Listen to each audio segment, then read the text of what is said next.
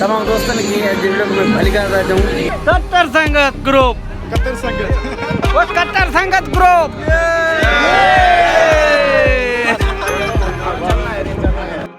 Hello hello संगत। हमारे साथ है अभिषेक फ्रॉम नेपाल।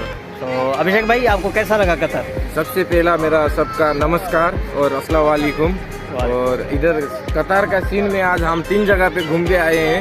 पहले हम गए करनेक्स और उसके बाद हम गए कतारा के बाद अभी इधर आए हम अलखोर पार्क पे। तो इधर इतना एंजॉय किया ना कि पाकिस्तानी भाइयों के साथ, तो दिल इतना खुश हो गया, बात ही मत करो। आज का बकरा ईद है ना, जो कभी भी नहीं भूलेगा। मज़ो लॻो पियो आहे माशाअल्लाह सां। ॾाढो कंपनीअ जो टूर कराए पई।